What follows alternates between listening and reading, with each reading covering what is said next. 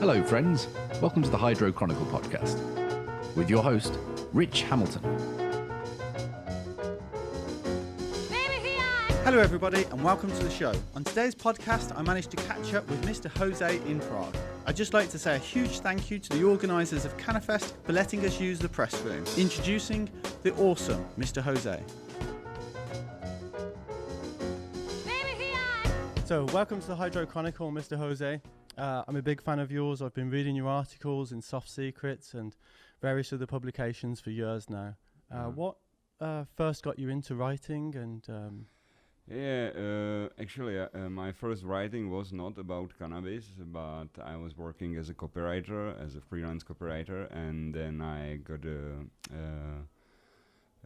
was asked by one grow shop here in Czech Republic to write write about their products for their e-shop. Oh, so like a product review? Yeah, exactly. And it was not only a product review, but on a shop, on their electronic shop, if you every time has some text about the product itself. It's not a review, but every time you see. Oh, like almost like content. Exactly. Yeah. So and I started to write for them about their products and their goods. Yeah. So. And I realized that there is not a book about cannabis growing in the Czech Republic, in Czech language, yeah. So, and we started also to write there some articles about how to grow, how to start, what kind of fertilizers use, or basic things, you know. And I said, maybe it's not a bad idea to start to work on a book, yeah. So I started to do that, and I worked on it like 2 years, and then I found out that I really have a book in my hand there. So I said, okay, great. So then I went to the first show in Czech Republic, what was in 2008, I think, 2009. Okay. And it was not the Canafest. It was the first one, Cannabis was the name, and Canafest was like 2 months ago. But the first one was not continued, but Canafest continued until now, so it's 10 years already. And I was looking for some advertisers for the book. Yeah. So I went to first. I remember it as it was yesterday because I was quite nervous. I had a print of the book from my home printers, you know, bind it like a very amateur way, like it doesn't look like a book actually. And I went to Dutch Passion booth and I told them, "Hi guys, I'm really nervous, but I would like to ask you if you are interested to advertise in a book." And they told me, "Don't be nervous, sit down, we can smoke, we can drink a beer." And we started to talk. My English was not very good at the time, so I was 2 times nervous because I was not sure if I will understand them and if they will understand me, but everything was okay. And they ordered advertising, yeah. So it was like a first. So first hit, first win. Yeah, exactly. So it was good, and it was good start. And then I met on the same show. I met JJ from Advanced Hydroponic of Holland. Yeah, great guy. And we had a really good talk for like hours about growing because he's a grower. He's like he grows for almost all his life, you know. So. Right. So he's got the experience. Yeah, exactly. And I'm growing since I was 20, yeah, so it's more than 20 years already. Our first plant I planted when I was like 16, so it's like a long time ago. Wow. So we had lots of things to talk about. Yeah, and he was very generous with money, so he supported me to I can print the book. So originally I was thinking about to print 100 copies maximum. Right. And then I, thanks to Jay, I had a chance to print 4,000 books, and it was sold out like in less than 10 months in Czech Republic. So it was a huge success for me. Yeah. So, and now I sold more than 40,000 copies in Europe. Yeah, so it's I didn't believe that it could happen 10 years ago. Yeah, so. Well, I think from me reading some of your stuff and reading your book, you explain things in such a great way. Mhm. There's a lot of people that can get, especially in the industry, they can get very technical, Mhm. and you sort of lose the sort of layman that's getting into learning to grow. Yeah. So one of the things that I really like about your style of writing is that it's relatable. Yeah. You know, it has that technical information, but it's also easy to understand. Yeah. Thank you for that, because this is my goal, because I'm trying to give a good quality information, also some high technical information, but the way to people understand them. So sometimes I hear from people, oh, it's basics. I don't think it's only basics. It's, in the book there are basics, of course, because if you want to write a book about cannabis growing, you have to count that it will be read total beginner, but also a very advanced grower. Yeah. So I'm trying to give information to all of them, and to keep it as simple as possible. I don't write art. I don't write books for universities. You know, there are people who are interested in growing plants like for years at school, and know the special expressions.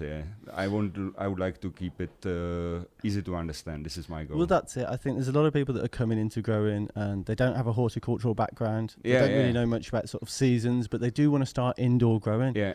And you've got to have that jump off point. You've got to have that starting point. Yeah. And your book, like I said, with how relatable that content is and information is, I think it's a perfect, starting platform.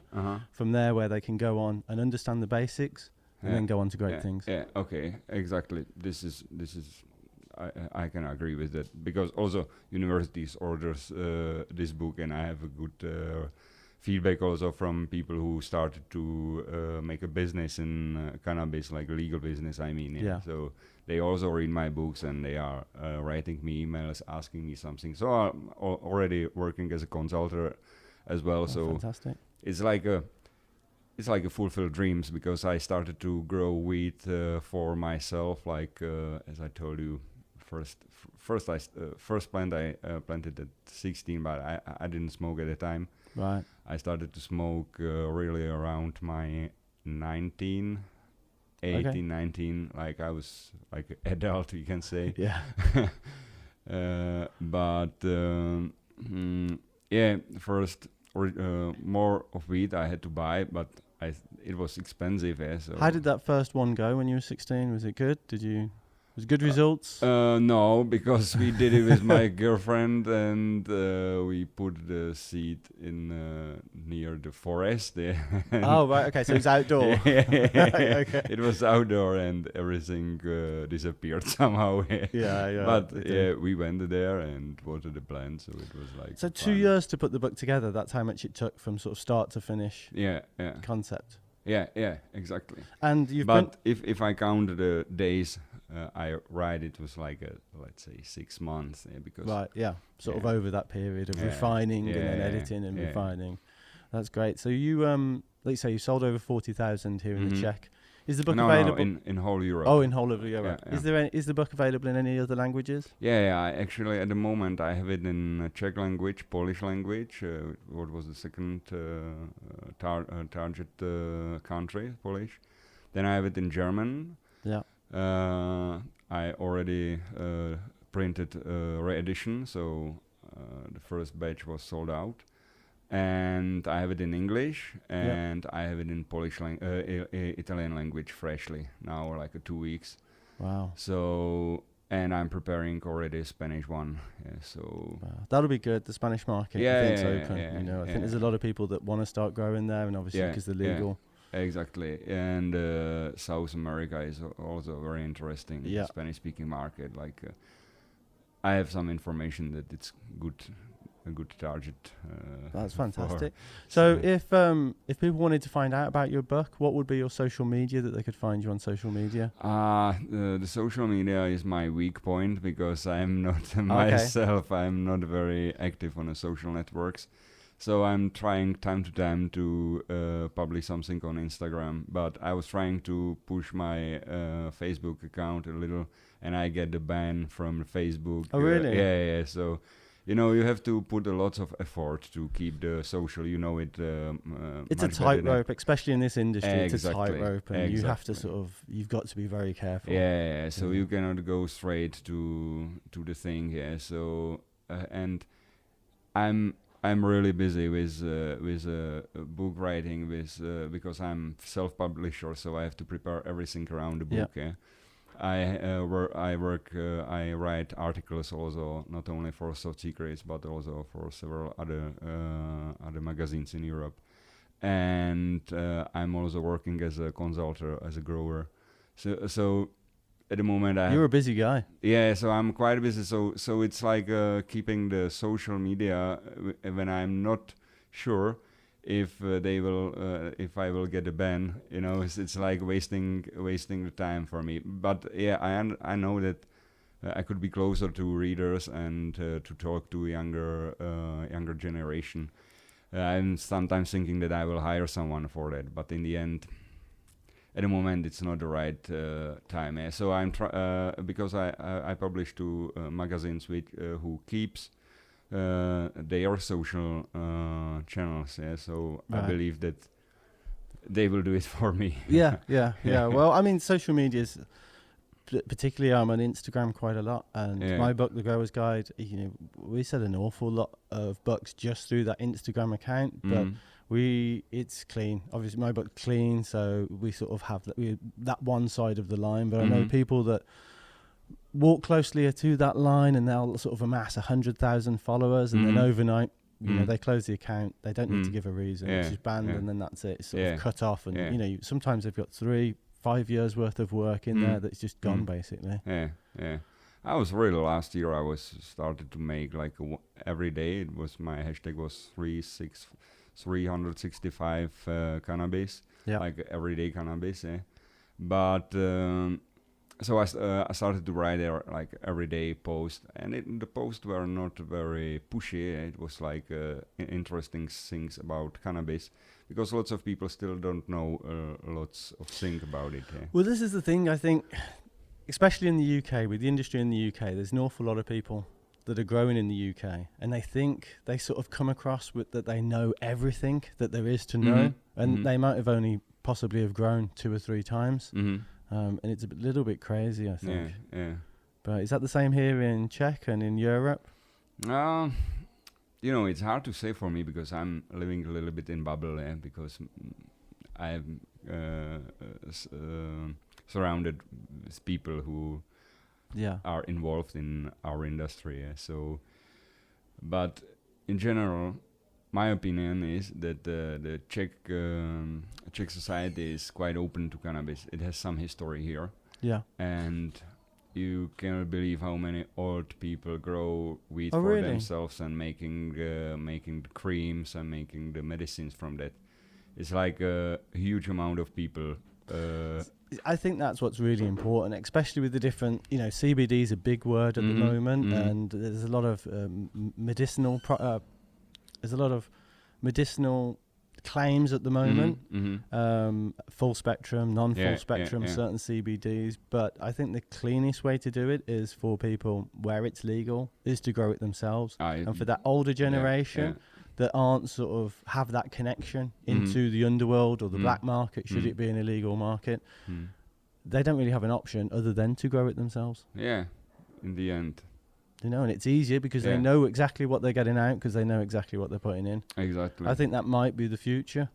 How do you think of the legalization moving into Europe? It's a hard question. There is something I wish, and there is something I'm afraid that will happen. I think this is a huge business, and you can see how many people with lots of money are on the boat. They are. They're not necessarily from the industry either, are they? Yeah, but they have a big influence also on the governments, and they will be not interested in a total legalization, because they are afraid that everybody will grow their own weed. Doesn't matter if for medicinal or recreational purposes. So they won't be able to tax it then, will they? Yeah. But I think you will have to have a license for growing. So there will be big companies who will get a license and they will make money on it. But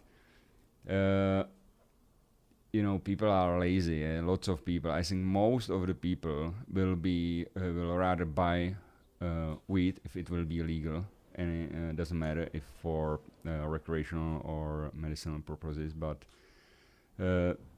if somebody is afraid that it will be legalized, that everybody will grow weed for themselves, I don't think it's true. So I believe that the business model and home growing can live together, and it will not influence each other too much. Yeah.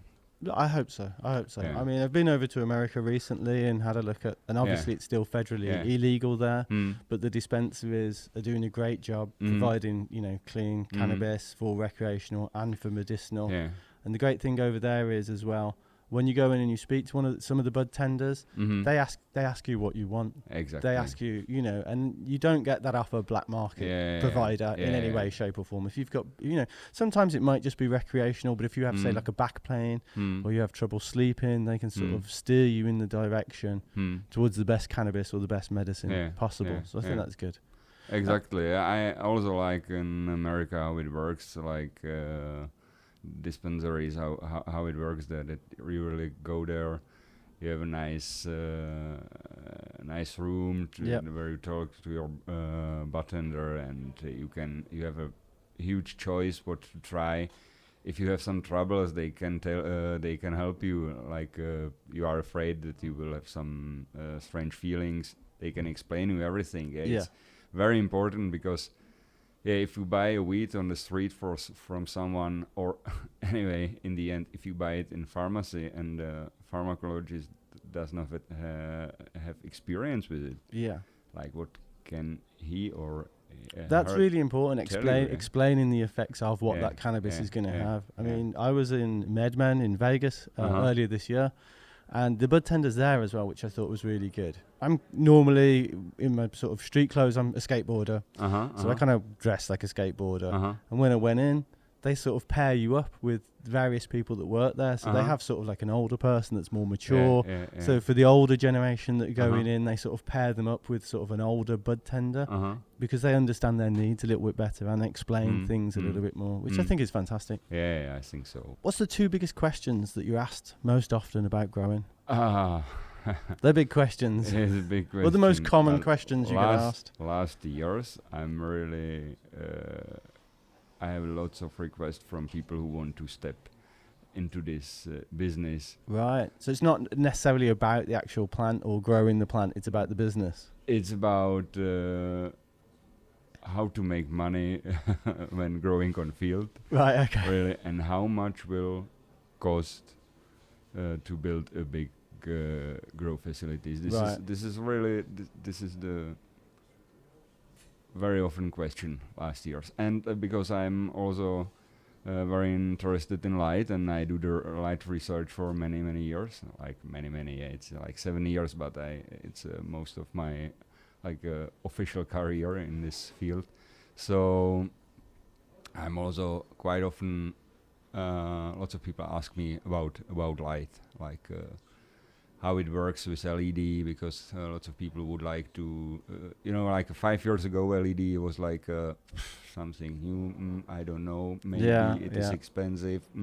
I heard that buds are not so nice, and it's not so effective. And also there was a big problem on the side of sellers, because you come to someone who have been selling LEDs.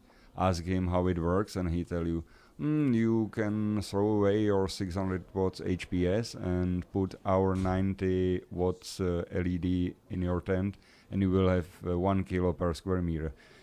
It's nonsense, of course. Yeah, it's crazy. But this is it was the way. It was the beginning of LEDs. Yeah. So even if some products and some models were quite good, not too many people believe it, and I also had experience with different models, and some were really shit. It was like overheated. Well, see, this is the thing. I think that with LEDs, especially at the moment as well, the price on them is so high for what's relatively cheap to make. It just seems like some of the distributors and some of the brands are trying to maximize that money rather than maximize the potential of the light. I think in recent years, LEDs have improved massively. That's right.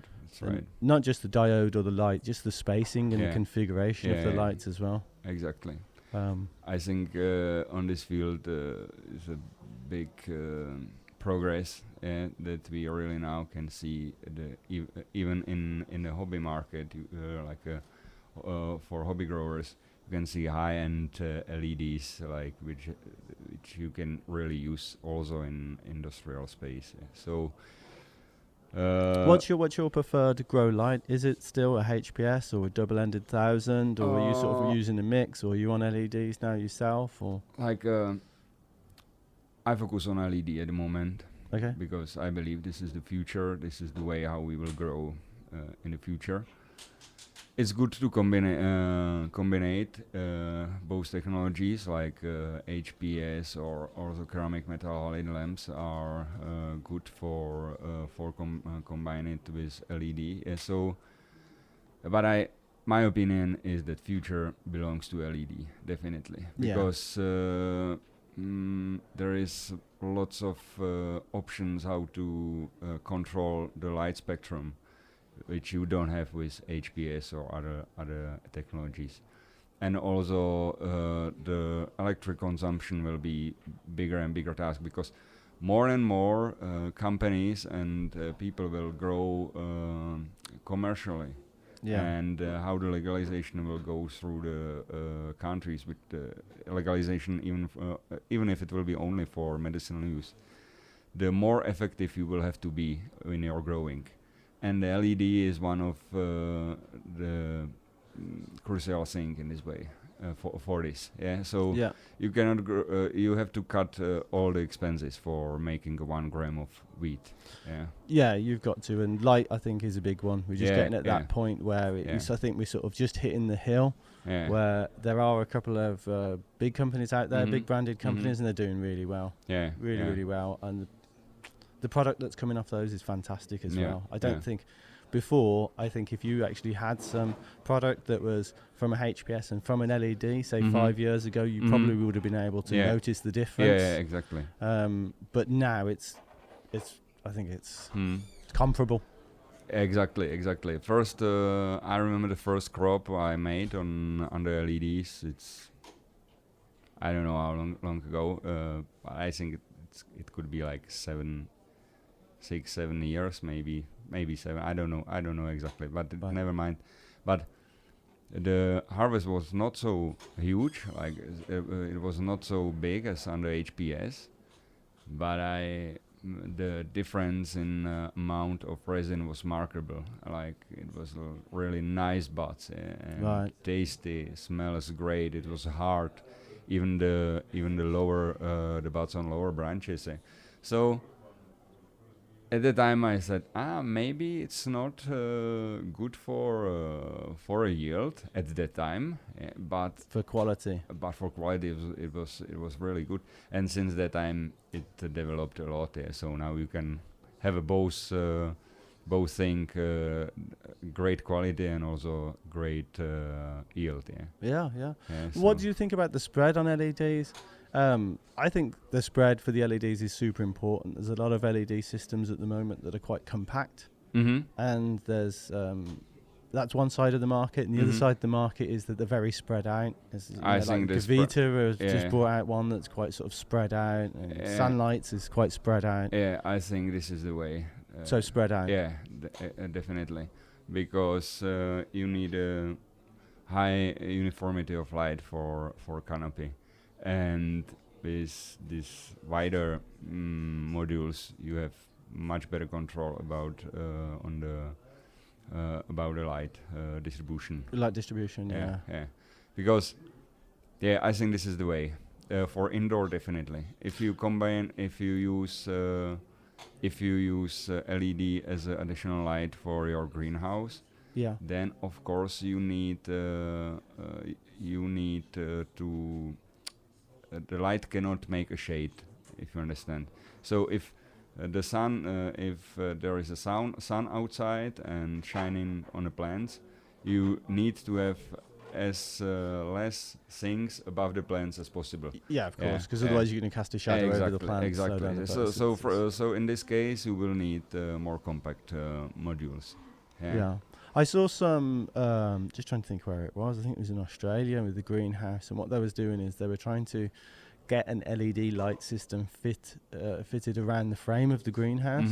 So there was minimum shadow cast. So you got direct sunlight on all the plants, which I thought was interesting. It is. Quite expensive to sort of do customized layouts of LEDs, but you know, if it's cost effective and it works, I think that could be something that could be quite important. Yeah, definitely. Yeah. What do you think is the biggest mistake people, when they're starting to grow, what's the biggest mistake or the most common mistake you see happening time and time again? I mean, for the UK, personally, it's overfeeding. Yeah, overfeeding, overwatering, because when plants start to yellow, lots of people think we have to water them, but usually the opposite thing is the correct. Yeah, it's the other way around, isn't it? They've got too much. They need less. Yeah, and also this is the reason why they overfeed the plants, because they think something is missing, but usually roots are missing because plants are overwatered and roots are not well developed and they are not able to transport the nutrients to the plant. Yeah, so this is the biggest mistake, and lots of people I cannot still believe, but I remember I was the same when I was building my first indoor grow room. Yeah, I was looking to every cent to spend for everything. Yeah. Oh, so you wanted to spend as much as you could and the best? No, I wanted to spend less. Oh, right, okay, and little get as a lot, possible. Yeah. But in the end, it's nonsense to saving money on growing equipment. It's a false economy, isn't it? I always say spend what you can afford, the most you can afford. Spend that, because what you get out, what you put in, you get out. Yeah. But yesterday, for example, I talked to guys here, and they were like crazy about their plants are not growing, and they used hydroponic medium and hand watering, like. Right. You know, it's like why use hydroponic? Why didn't you use soil? We heard that it grows better in hydroponic, and I said, okay, but for hydroponic you need automatic watering. Oh, we didn't want to pay for that. So I said, why you didn't ask someone? It's crazy, isn't it? It's crazy. And they were thinking about it. I told them I can offer you my book. You can read it, and you will have much better results. And they were thinking if to spend 15 euros, because in Czech language my book is a little bit cheaper than the other languages. Because I don't pay for translation and all this stuff yet. But never mind. Let's say that they were thinking about to spend 14 euros or not to get better harvest. Yeah? I told them this is like a 3 grams value. It's crazy, isn't it? Yeah. So when I was speaking to a couple of people over in the States, and I was asking them, what's the best thing that you could buy as when you're starting out as a grower? What's the best thing you can buy? And they all said knowledge. Impartial knowledge, so like a book or education to find out those basics. Because I think a lot of people that come into the industry, they're going on sort of what their friends told them or whoever's brought them in, and they don't necessarily have the right information. Exactly. And that might have been right, say, in the 90s or 23 years ago, but technology has advanced since then. We understand much more about the plant and light. Things have moved forward. I see people using the craziest nutrient ranges. You know, like 3 or 4 PK boosters in the same thing. No A and B. Some people just using A instead of B. And And there are also, when you touch fertilizers, it's like some people want, I prefer easy way of fertilizing. So I don't like if somebody show me the portfolio of 20 additives, and for basic fertilizers and 20 additives to it. I don't like it. I know it's business, but there are lots of people who wants this. We have only 3 bottles of fertilizers, but my neighbor has like 15 bottles, so maybe he can reach a better harvest. But this is not. It's not the case, no. And some of those companies, not all of them, but some of them that have multiple, they've sort of separated it into multiple bottles. They're charging extortionate prices for something which in its raw value literally costs pence. Exactly. Some of the things, the bottle and the cap and the label, actually cost more than the contents. But it's crazy. That's why, education and books like your book is what people need. Information is, I'm trying to read as many books as possible about growing, about plant biology, about light. So I'm trying to educate myself because I don't have time to, if I can turn back time, I will probably go to some school where this is where I can learn it. But now I don't have time to do that. But I'm trying to. You've got the experience. You've got the hands-on experience, and that's what a lot don't have. And there is a difference between the theoretical application and practical application. Yeah, that's right. And you keep your foot in by writing articles. I read your articles in Soft Secrets. I think they're fantastic. So I think you've got probably a lot more experience than most people out there. Even most people that have a horticultural background. Yeah, exactly. But I'm trying to, sometimes I'm trying to get new information. That's the reason why I started to talk about it. That I think that as you said, education is very important. To know the information is very important if you want to start to do anything. And when you want to start to grow some plants, it's very important to know something about it. So I'm also trying to keep myself on a higher and higher level. With knowledge. That's great. Do you prefer to grow hydroponically or organic or hand-fed cocoa? What's your sort of preferred style? Like for outdoor, I'm total organic man, but for indoor, I have to say I'm a little bit lazy grower. So I'm trying to keep it as simple as possible. And at the moment, the mineral fertilizers are much easier for me. They are. There's a thing I've just started writing at the moment about organic and mineral, and I think a lot of people see organic, it's healthier and it's better. Sometimes that's not always the case because a lot of organic nutrients hold a lot of heavy metals, and those heavy metals can go through in the plant, which is obviously an accumulator. So I'd think it's much better to have a clean mineral where the nutrients are already in ionic form, so it's ready to take up straight away. Then to have organic, I think, is more for more professional, experienced grower that. Yeah, and the second thing is the reason why I'm when I'm focused on hydroponic growing is that we also are working on some grow rooms for medicinal use, where you have to keep GMP standards. With organic growing, you have lots of troubles, like if you want to grow hydroponically and organically, it's really heavy. It's not easy. It's two different ball games, isn't it? Yeah, too difficult. And if you want to grow in soil, you have lots of troubles with pests and all this stuff. Yeah, so. And with mineral fertilizers, you can be always sure what you are giving to your plants.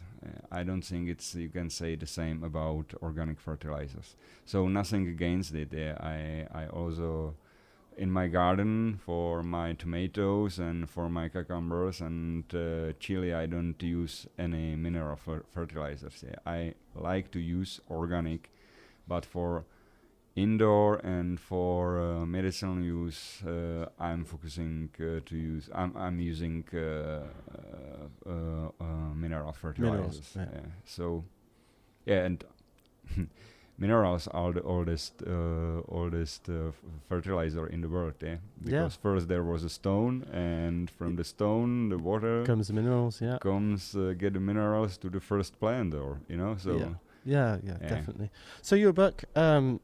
It's called How to Grow Cannabis Indoor 2.0. So is that the second version? It's like every issue I do is a little bit improved. The 2.0 means that it's like not only book.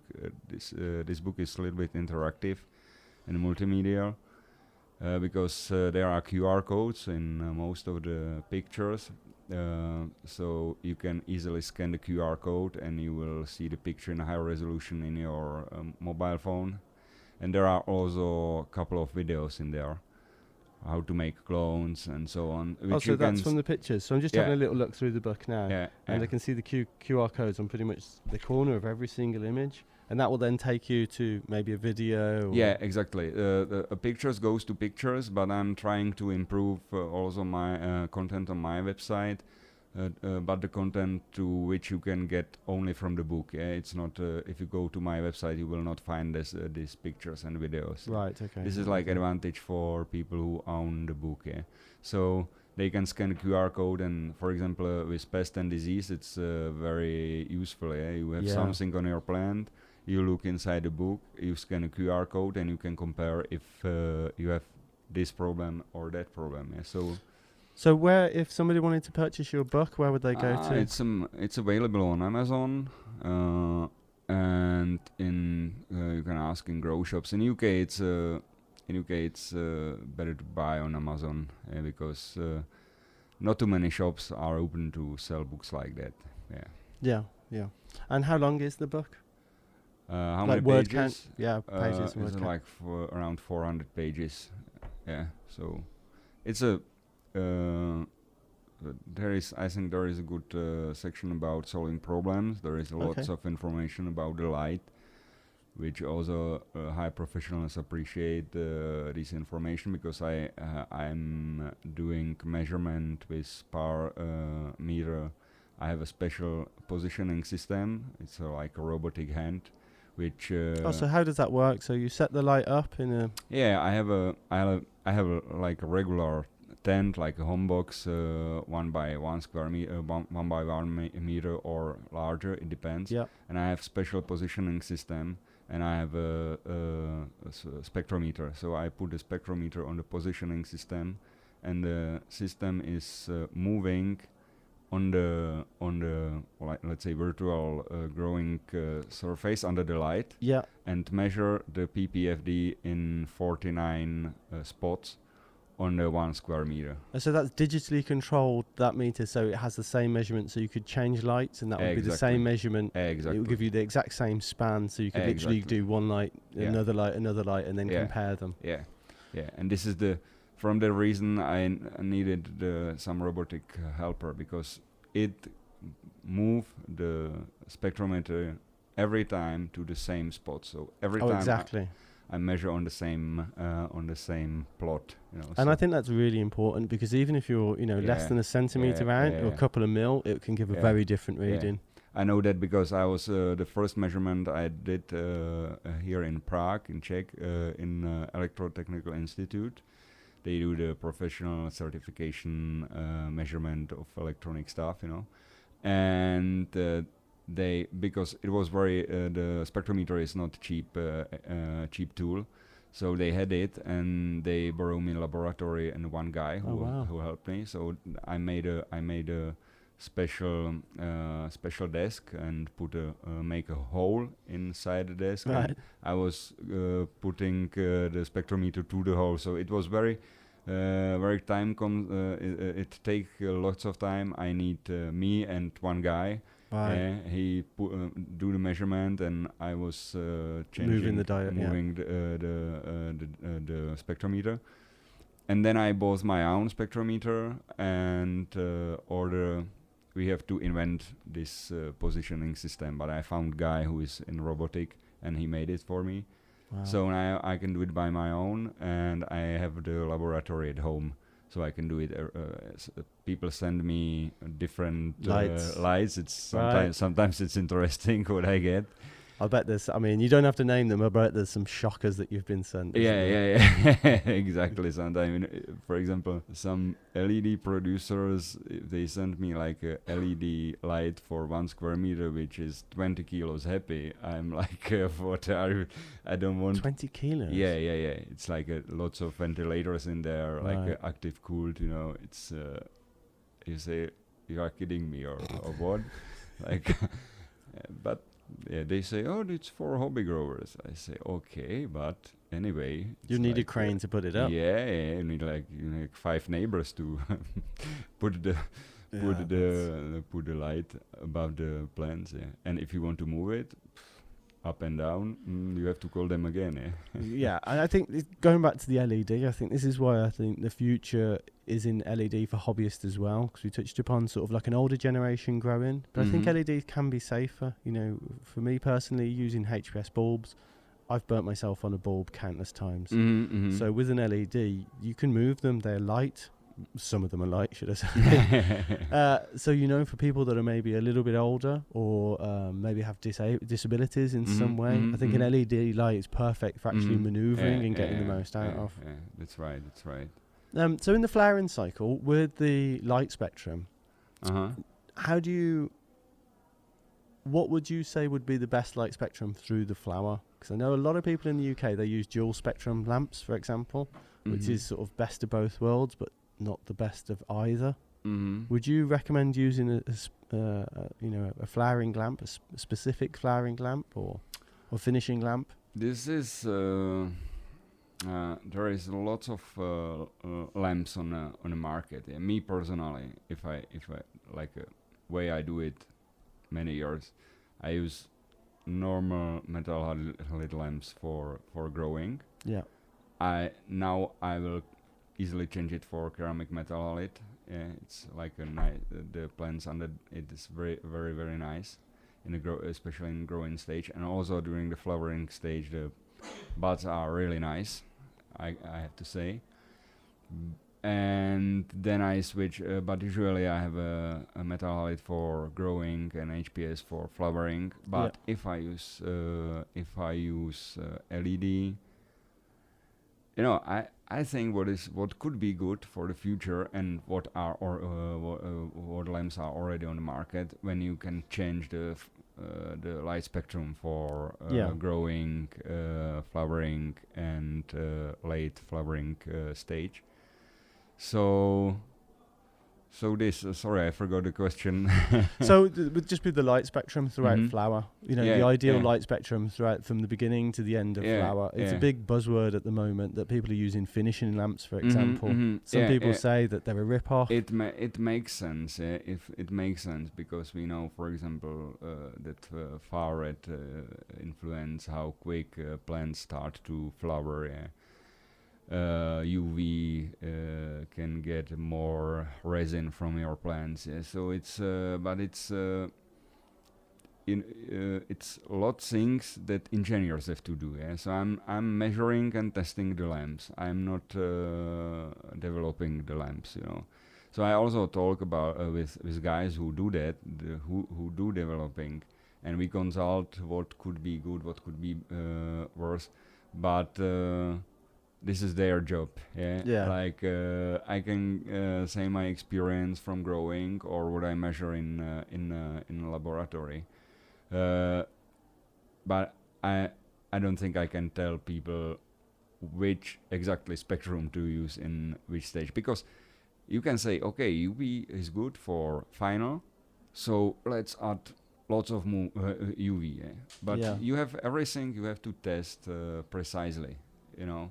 So you have to make a couple of harvests and fine tune it to your plants, don't you? I think that's the key. Yeah, exactly, and also different strains have different reaction on the light. Yeah. So there's quite a lot of LEDs out there at the moment where you can actually control that, can't you? So you can you can actually control the output throughout the weeks and sort of alter that. That's right. They have their programs.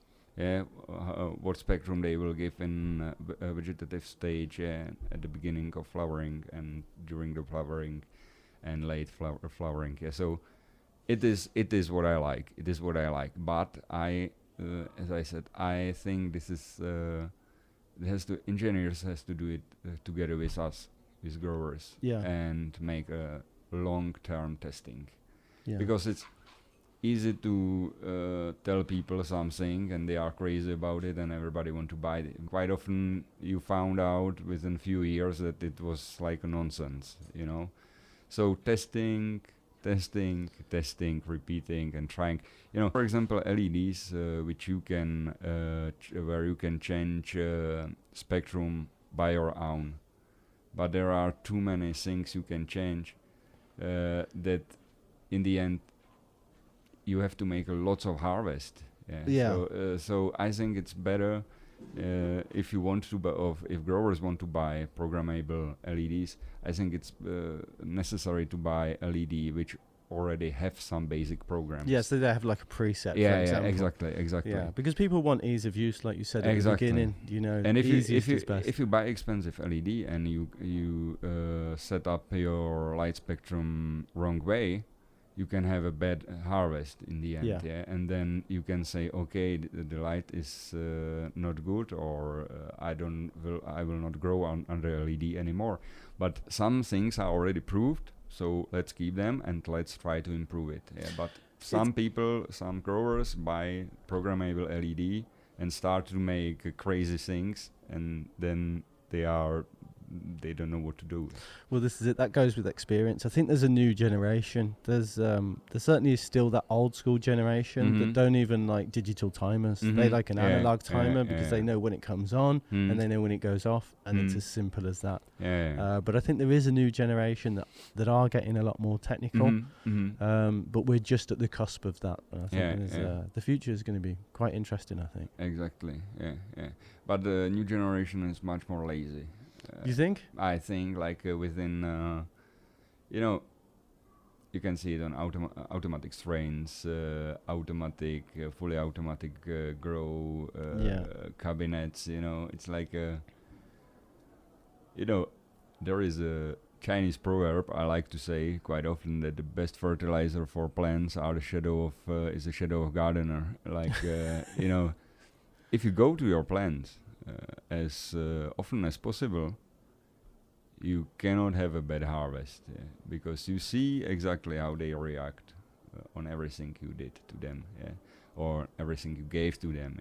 So, and if you grow feminized strain, non-automatic, or you have to go to plants, you have to think about where to switch to the flowering stage. And everything helps you to understand the plants. You know how rapidly or slowly they start to grow after getting to flowering stage, how different strains are responding on the changing the light cycle. So everything helps you to understand the plants a little bit better. Yeah, definitely. I think the plant gives you everything you need to know. Yeah. You've just got to learn how to read it. Exactly. And I'm a huge believer in you get out what you put in. And like you said, the more time you put in, the more you're going to get out. Exactly. Like you said, there are a lot of lazy growers out there, and they just sort of expect that if they throw money at it and spend, 20k on lights, that they're going to have an amazing result. But they're not necessarily thinking about the environment or the nutrients or what's right for that plant. Yeah. This is like people who come to grow shop and say like, give me something I have a great harvest, what you can sell to these people. Yeah. They always want more, don't they? I can sell you everything. Give how much money you have. You can spend it here, but you will not have a huge harvest if you don't know what to do.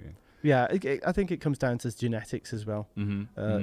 Obviously it's environment, but I think so much lands on good genetics. If you want a good foundation, you have to have good, strong genetics. Exactly. And there are so many breeders and companies out there, and they sort of they pull people in with the fancy photographs and the fancy results, but they're not necessarily as stable.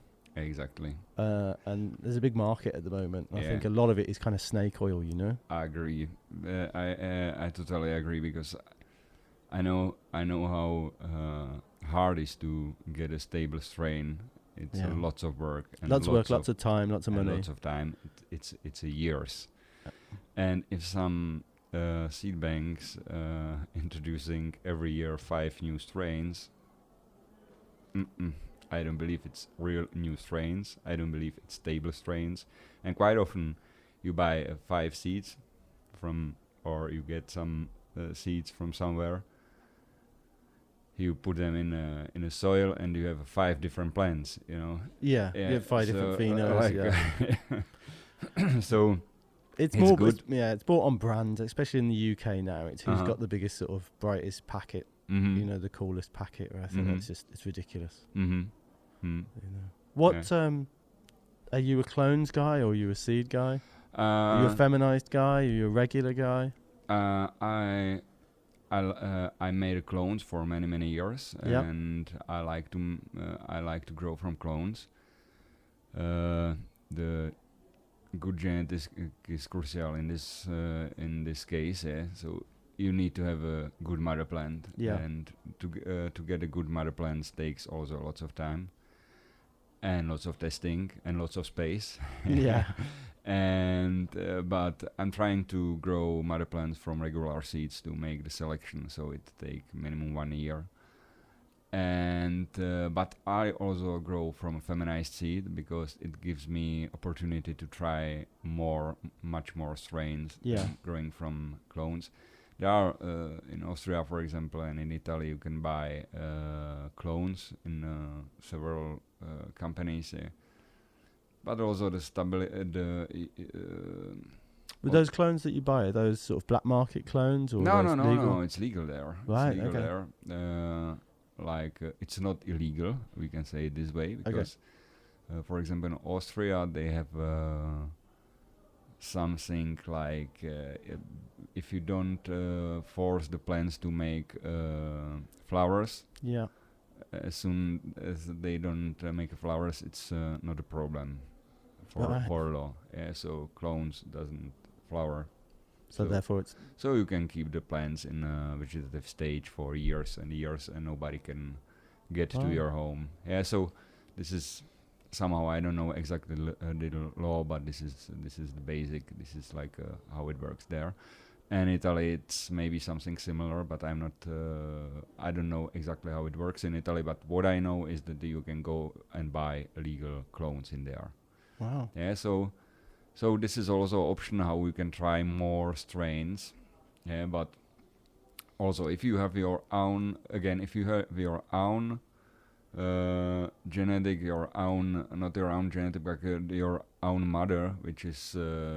Which you know that gives you clones with a high yield and good quality, what you or with what you are looking for. It's a treasure. Good mother is a treasure. It is. It is a huge treasure. Yeah. What's your thoughts on sort of clone and genetic degradation from a mother? Some people that I know, they will grow a mother, they'll take cuttings from it and take clones from it. And then after a certain time, the mother just starts to slowly stop producing like it used to. What's your thoughts on that? Would you take a clone and then mother those clones up? How many generations would be? Yeah, it's, I'm trying to... 1 year for a mother is, I think, optimal age to change it, But I had mother for many years as well without any troubles. But you have to replace it from a bigger and bigger pot. As soon as you keep it in one pot for many years, the problems usually appear. And I don't know how it works with feminized mother plants, because it's not easy to get regular seeds of strains at the moment, because it's not. Because they're the real deal, aren't they? 98% of seeds seed banks are selling are feminized, and they don't want to, of course, also give regular seeds to people. But anyway, I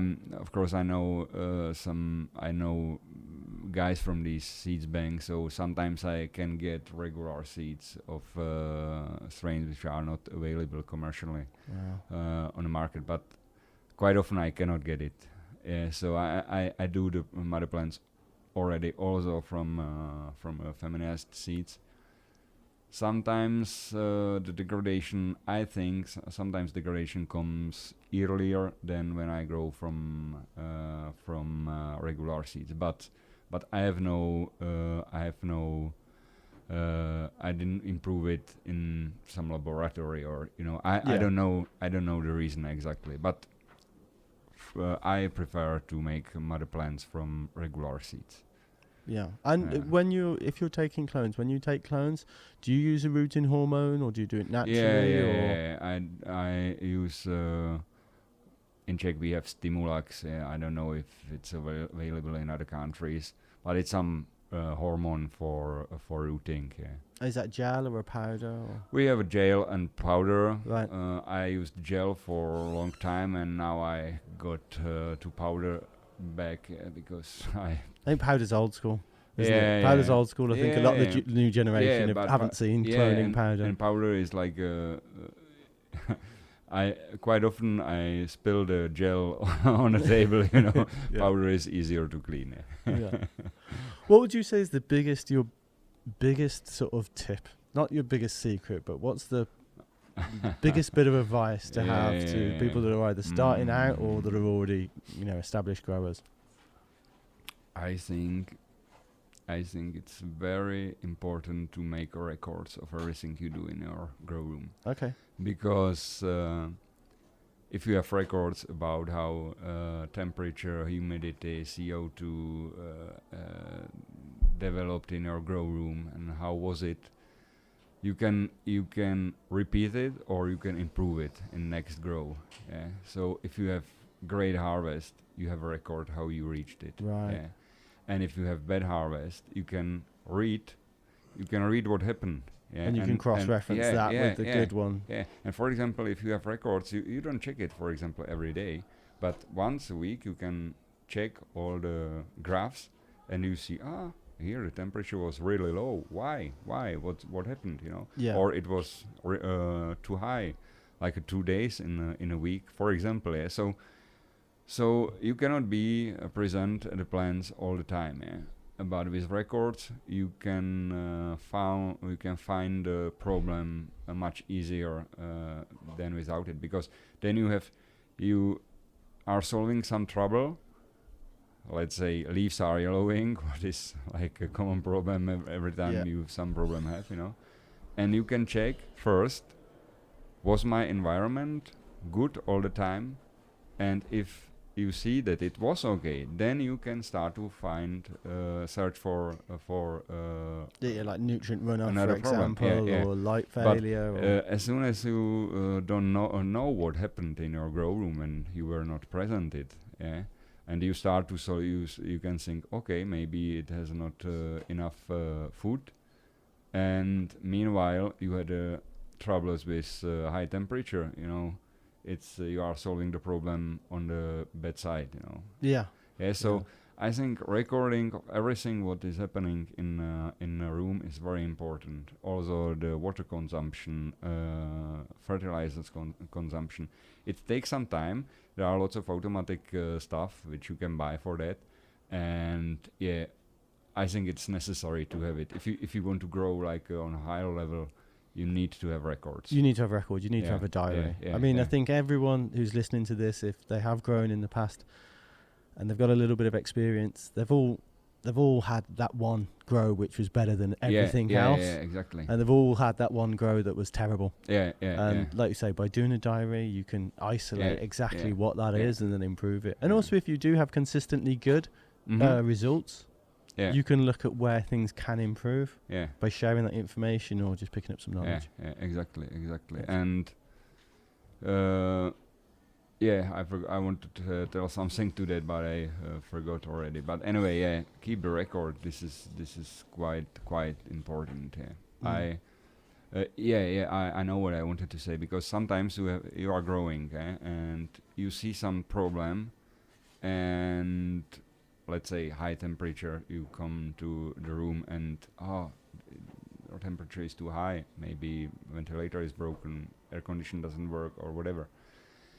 You repair it, but in 2 weeks, if you will not make records about it, 2 weeks later you don't know if it was really 2 weeks ago, and you don't remember if it was 1 day or 2 days, So, and then when you are in the end and you are measuring the yield and you see, it is not like 800 grams on square meter, it's only 200 grams, for example, it's like extreme. You will think, it was the day when the temperature was high, but you don't know which day it was. You don't know if it was 1 or 2 days. And if you have records, you can sit with your 200 grams and look on the records and say, okay, Here it was. Yeah, because that's the thing. We're doing something like growing indoor and outdoor. It kind of blurs into one. If you don't keep a diary, it does very quickly blur into sort of. Exactly. You have lots of things you have to remember, and lots of things happening. Time is running very fast, and it's easy to forget something.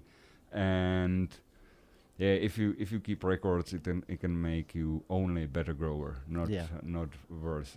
Only better. It can only help you. And the only thing stopping is lazy people. You gotta not be lazy.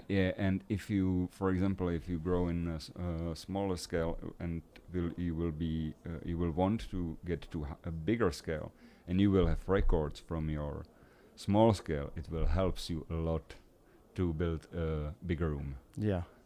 It will save you lots of money, lots of time. Because then you can predict what will happen. The troubles can come anytime, of course. But if you've already planned for them, and if you've had a small version of that problem, it's easy then to scale that up and to solve it very quickly, rather than running around like a headless chicken trying to find out what's happened. Exactly. And also I see the troubles, for example, when you search for employees in the legal grow rooms. There are not too many people who are experienced with cannabis growing and who are useful for this kind of job. Because honestly, you cannot have lots of stoners in a legal grow facility.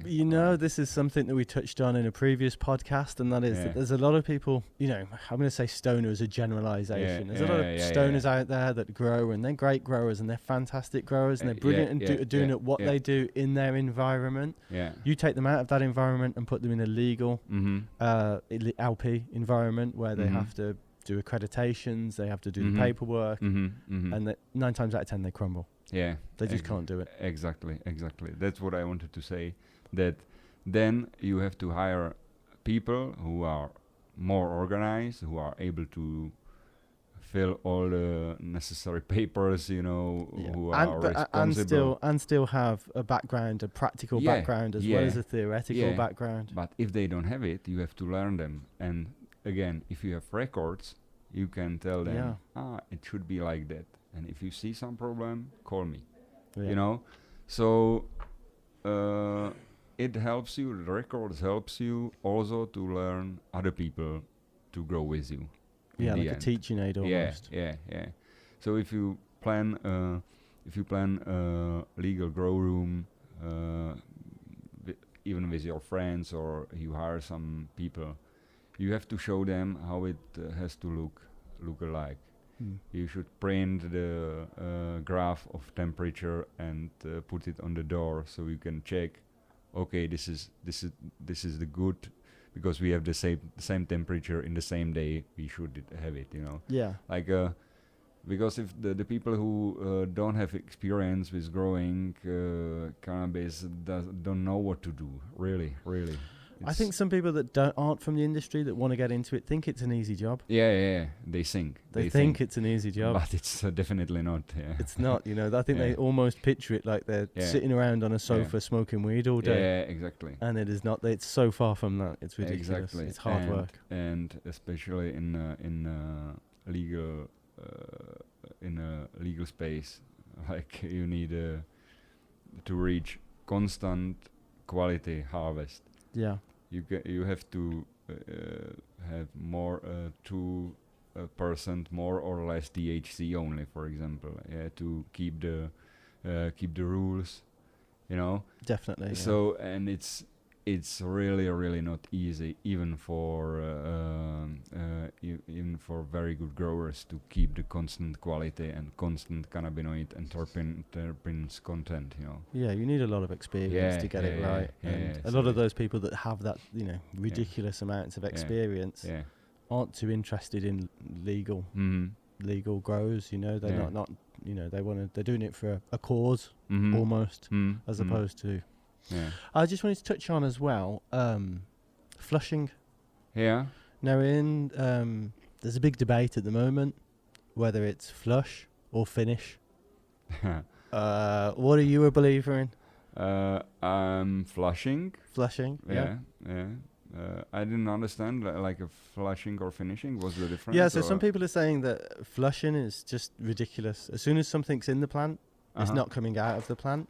So there's products out on the market at the moment that are called finishers. Mm-hmm. Yeah. As opposed to like a flush. So a lot of people I know that would they would just use water, and they say anything like a chemical flush is ridiculous. You just need to clean it with water in the last part of the flowering phase. But there's, like I said, there's a big debate at the moment whether people should use a finisher or flush. When I grow for hydroponic growing, I think I use it for many years, flushing only. I use also some final solutions, Yeah. I don't see a big difference. I don't see a difference, and I didn't. But I don't say this is good or bad because I know how hard it is to improve something or to prove something. So if we will, because I cooperate with some university as well, and we do some researches, and we also do some testing, So for that, if you want to, it's a lots of debates about lots of stuff, but you have to make 5 harvests, 5 with flushing, 5 with final, on the same strain, in the same conditions, and then you can measure, let's say, cannabinoid content or health, if the plant is healthy or not. But, see, if somebody say that they cannot get anything from plant, it's like, let's look at this from the point of view of feeding. Yeah, if you feed the plants, they're using the nutrients for developing their for their life and developing the leaves, buds, and whatever. And as soon as you stop to feed them, they first eat everything what they have inside, and they don't have any other nutrients. Yeah, so they are, let's say, they have empty stomach. Right. You know what I mean? Yeah. Yeah. So you stop feed them. So you clean. You don't wash anything from them, but they consume everything what they have inside. Sort of consume the fat, don't they, or starch buildup. You can also see when you start flushing, and you can easily see that the plant has no other feeding because they start to yellow as well. Do you have any flushing or ripening tips? I did an article for Garden Culture magazine recently about cold flushing. And that is that in a lot of LP states in America that have to hit certain times, if there's some plants that maybe a week behind or a couple of days behind, but they have to process them to get them out, they will pretty much freeze the roots. They'll put coal packs around the roots in order to speeden that sort of period up. I heard about it, but I didn't test it by my own because in our facility, what we have not water cooler because we don't need it for our watering systems. So there is lots of things I would like to try and test, but every harvest is like 3 months. Yeah, or 2 if it goes as you want. But you need lots of space, and you need also lots of money for testing all this stuff. So I heard about it. I think it makes sense from some reasons, but I didn't test it. So I think that the theory behind it is that it's sort of the plant thinks it's sort of coming into winter, so it's got to optimize everything it can in order to reproduce before it dies. So it fulfills all the colors and puts all the resin and puts all the the nutrient content. It's known thing that when they have cold, in the end they get more purple. And with cold water, maybe it even better. Yeah, I've heard some crazy things as well. I've heard copper piping, sticking a copper pipe through the main stem. I've also heard of spiraling, where they they sort of cut the stem, and they sort of take the first layer of the stem off, and then the plant pretty much like falls over, and then 24 hours later it comes back to life, and with sort of like a last hurrah before it's then harvested. But like I haven't tried it, or but it's always interesting and good to pick up tips. It's good if you have time to play with this. But as I said, I'm last years I'm more focused on standardization of growing process. Yeah. And you cannot imagine that you do something like that with thousands of plants. Yeah. So it's like for home growing or hobby growing, it's fine to try all this stuff. But if we grow in a large scale, you have no chance to do this stuff. You have to set the standard to reach constant quality of harvest, and to have a big effectivity of growing, because price of wheat is going rapidly down. It is going down, and I don't know where that's going to end. Where do you think the end of that path is? Do you think it's going to come back up? Do you think the answer is in craft cannabis, where people have taken care over it? Is it sort of down the vegan or organic route? Is it the standardization of sort of cannabis? Is it where do you think that's going?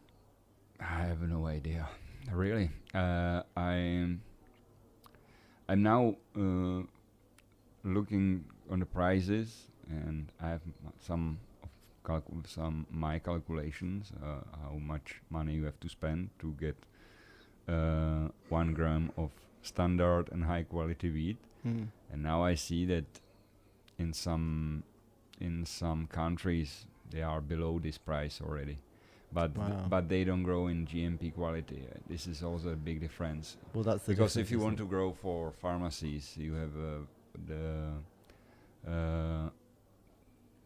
limitation from the law is quite huge. So you have to follow the standards, and this costs you lots of money.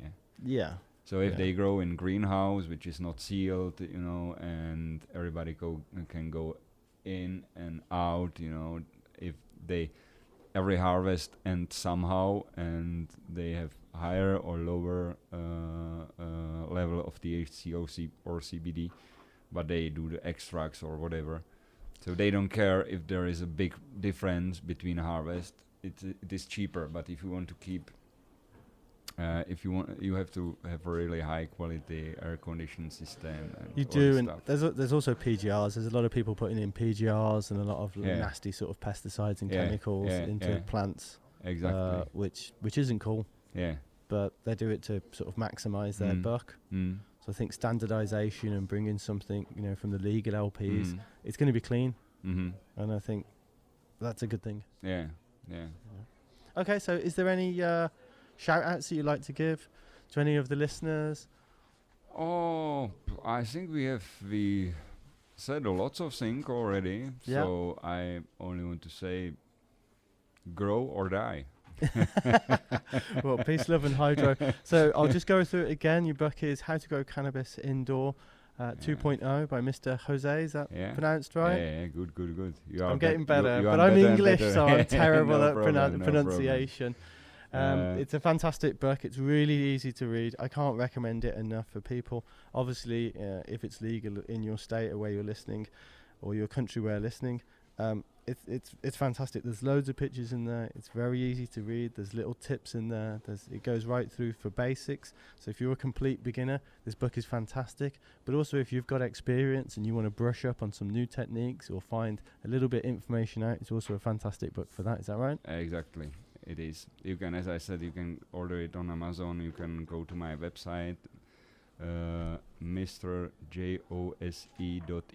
and there is some contact on me, or if you want to send the book to other country, or it's not a problem. Write me an email, and I always try to get back to you. I'll put the link in the podcast description as well for people. And what's a normal sort of retail for this? It's 25 euros. 25 euros. Yeah. So UK, that's probably about 25 quid, isn't it? Yeah.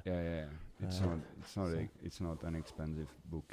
So fantastic. Thank you for coming on the podcast. It's been brilliant. Thank you for inviting me. Cheers, buddy. Cheers. Bye. Thank you for listening to the Hydro Chronicle podcast, and hopefully we'll see you next time. Today's episode of the podcast was brought to you by Sugar Rush. What is Sugar Rush? Well, Sugar Rush is a powerful flowering stimulator that increases the production of resin crystals to maximize the sweetness and sugar content of your fruit. Sugar Rush is designed to work alongside your current feeding regime as an add-on additive to give you bigger, better and tastier yields. So if you're growing indoors or even outdoors and you've got to what you think is the maximum expression of your plant and you just want something else, you just think there's just that something a little bit extra that you can get out of your plant, well, Sugar Rush is the answer. Use it from week 2 in flower all the way up until flush. It's a great product, it's affordable, and it's available in all good hydroponic shops. Come and check them out at rushnutrients.com. Thanks again for supporting the podcast, guys.